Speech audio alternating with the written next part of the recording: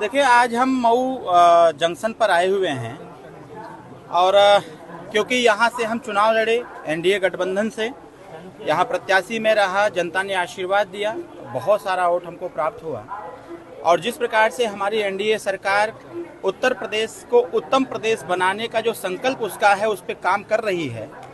यहाँ के माननीय सांसद जी के द्वारा सदन के अंदर कहीं न कहीं सदन की गरिमा को भी तार तार किया गया और मऊ की जनता के साथ छल भी किया गया।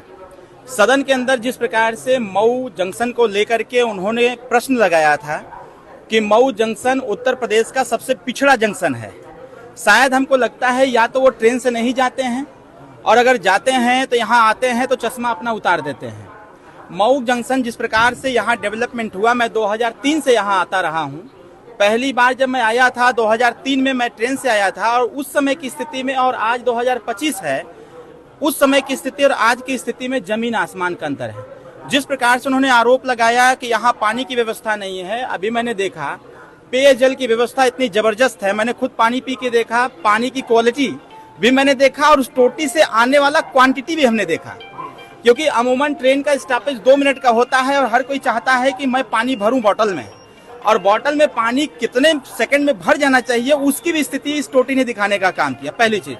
दूसरी चीज, उन्होंने कहा साफ सफाई नहीं है, यहाँ यात्रियों के लिए ठीक से व्यवस्था नहीं है। जबकि मैंने देखा जिस प्रकार की साफ सफाई, क्योंकि स्वच्छ भारत मिशन का संकल्प एनडीए सरकार का है, जिस प्रकार की साफ सफाई यहाँ पर है वह देखने लायक है। इसके साथ साथ यहाँ का जो छत है, जो इसका जो टीन सेट लगा हुआ है, यह टीन सेट भी ऐसा है कि हमको लगता है कि इधर इस रूट पर कई जगह देखा जाए तो इस प्रकार की व्यवस्था नहीं होगी।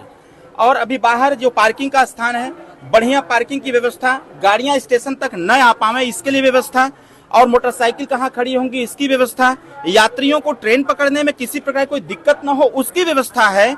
मेंटेनेंस का काम निरंतर है। यहाँ टाइल्स, जिस महापुरुष ने रियलिटी चेक किया है उसको रियलिटी चेक का स्पेलिंग पता नहीं आता होगा कि नहीं आता होगा। मुझे लगता है कि उनके दिमाग का रियलिटी चेक कराना चाहिए। मुझे ऐसा लग रहा था कि जो आज़ादी के बाद अब तक की सबसे बड़ी ऐतिहासिक जीत जनता ने दी है, तो कुछ सद्बुद्धि आई होगी। सदन में दिए गए मेरे भाषण को जो समझ ना पाए उसको मैं क्या कहूँ। अगर आप कोई बात कहते हैं, थोड़ी देर बाद समझ में आता है तो उसको हम लोग बेवकूफ़ कहते हैं, और थोड़ी देर बाद समझ में आता तो मूर्ख कहते हैं। जिसको 8 महीने बाद भी समझ में नहीं आए उसको आप क्या कहेंगे, आप बताइए। मेरे भाषण पर ना तो रेल मंत्री सामने बैठे थे, रेल राज्य मंत्री बैठे थे, उन्होंने कोई इतराज दर्ज कराया, ना भारतीय जनता पार्टी के किसी या विपक्ष सत्ता पक्ष के किसी सांसद ने कराया।